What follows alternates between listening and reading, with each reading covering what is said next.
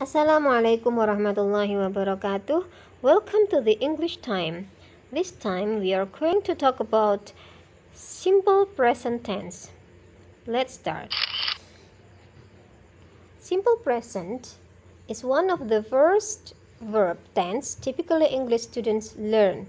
Jadi simple present tense itu adalah tenses pertama yang biasanya dipelajari oleh pembelajar bahasa Inggris.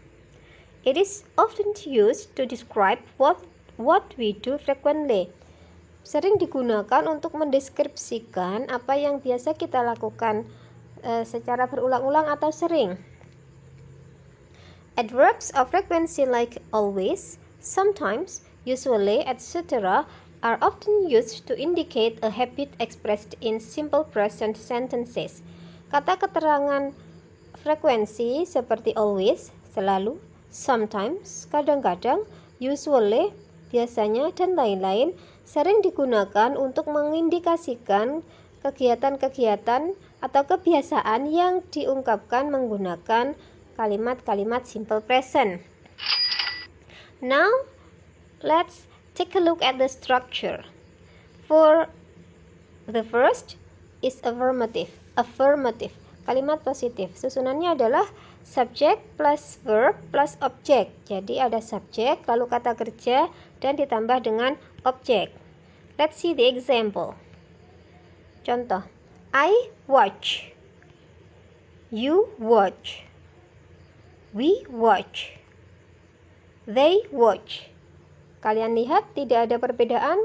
Yang berwarna merah, yang subjeknya I, you, we, they, kata kerjanya tetap memakai watch tanpa ada tambahan apa-apa.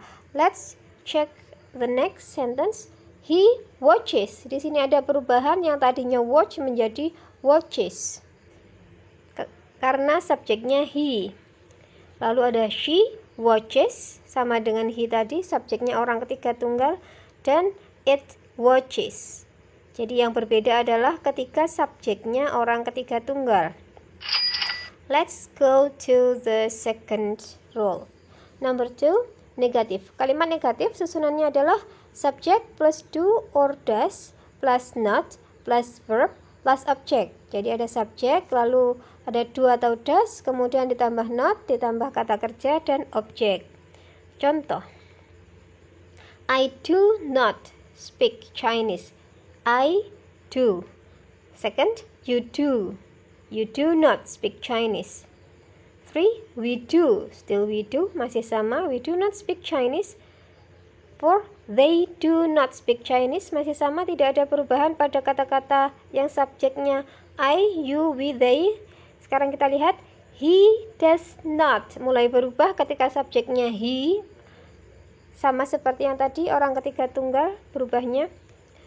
Kemudian she, dia perempuan, she does not speak Chinese. And the last, it does not speak Chinese. Number 3, interrogative, kalimat pertanyaan. Ketika membuat kalimat pertanyaan, maka do atau does-nya berada di depan sendiri, dirubah, dibalik susunannya. Jadi menjadi do or does, ditambah subject, ditambah verb atau kata kerja, lalu ditambah objek. Contoh, do I speak English? Do you speak English? Do we speak English? Do they speak English? Masih sama, I, you, we, they dengan do. Next, does he speak English? Mulai berubah ketika subjeknya orang ketiga tunggal. Does she speak English? Kemudian, does it speak English? Sekarang pada kalimat-kalimat yang non-verbal, atau ada yang menyebutnya kalimat nominal. Rumusnya adalah, sebelum ke rumus, kita melihat auxiliary verbs dulu. Kata kerja bantunya adalah am, are, dan is. Sekarang rumusnya pada kalimat positif or affirmative, subject tambah am atau are atau is tambah predikat. Contoh, I am a diligent student. I am. You are a diligent student. We are diligent students. They are diligent students. He is. She is. And it is.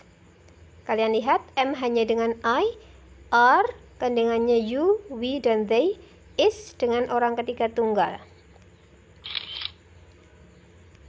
Sekarang kita lanjutkan ke kalimat yang negatif. Rumusnya adalah subjek tambah am atau are atau is, kemudian not, lalu predikat.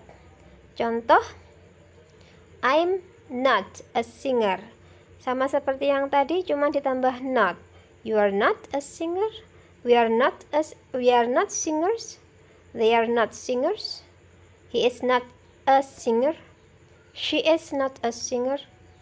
It is not a singer. Number 3, interrogative expressions. Ungkapan-ungkapan pertanyaan.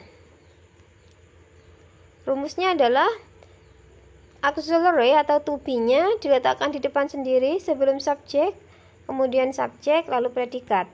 Contoh, am I a happy student? Dibalik, yang tadinya I am menjadi am I. Yang tadinya you are menjadi are you. Are you a happy student? Are we happy students? Are they happy students? Is he a happy student? Is she a happy student? And is it a heavy rain? Sekarang penggunaan dari simple present tense. Kapan simple present tense itu digunakan? Simple present tense bisa digunakan untuk mengungkapkan habits, kebiasaan, general truth, kebenaran umum, repeated actions, or unchanging situations. Kegiatan-kegiatan yang berulang, atau bisa juga untuk mengungkapkan situasi yang tidak berubah, and emotions, dan juga bisa juga untuk mengungkapkan emosi.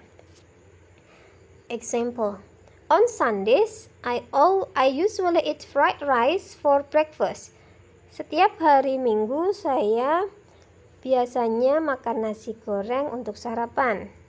It shows a habit, menunjukkan kebiasaan. Contoh berikutnya, I go to work by car. Repeated actions, artinya tiap kali berangkat kerja dia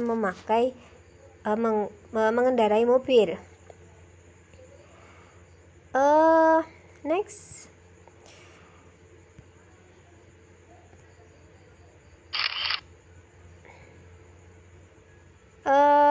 Kegiatan atau situasi yang tidak berubah, contohnya I live in Kediri. Berikutnya, water freezes at 0 degrees. Ini adalah general truth, kebenaran umum. Air membeku pada suhu 0 derajat Celcius.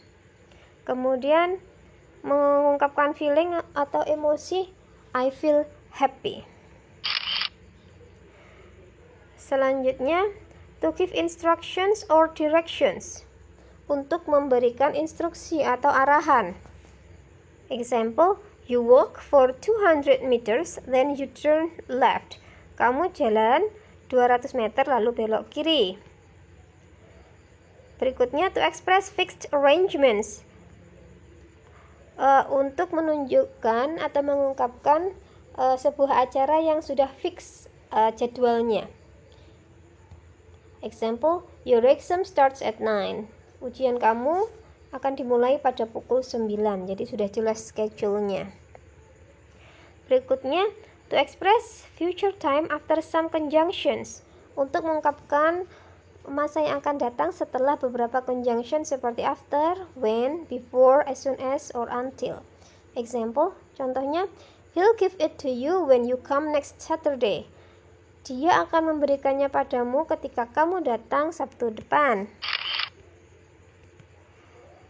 Notes on the simple present third person singular. Perhatikan pada kata kerja untuk subjek yang orang ketiga tunggal. In the third person singular, the verb always ends in s. Ketika subjeknya itu orang ketiga tunggal, maka kata kerjanya selalu ditambahi s. Lihat contoh berikut ini, subjeknya he, orang ketiga tunggal, maka kata kerjanya wants, yang berwarna merah itu ditambah tambahan s-nya.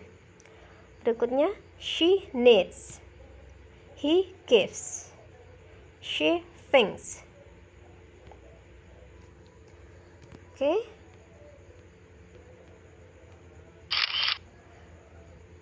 Next, verb ending in Y. Kata kerja yang berakhiran huruf Y. The third person changes to Y. The third person changes the Y to I-E-S. Kata kerja yang berakhiran Y, Y-nya dirubah dulu menjadi I, lalu ditambah ES. Contohnya, fly berubah menjadi flies, cry berubah menjadi cries. Exception, pengecualian. If there is a vowel before the Y,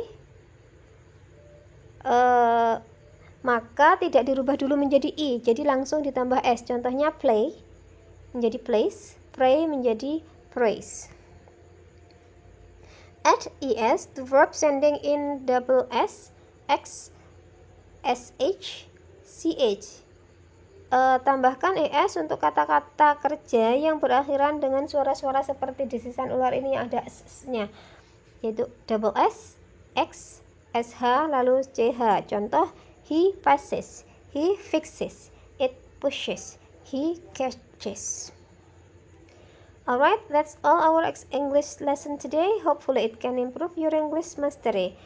Mudah-mudahan bermanfaat. Stay safe, stay healthy, and bye. Wassalamualaikum warahmatullahi wabarakatuh.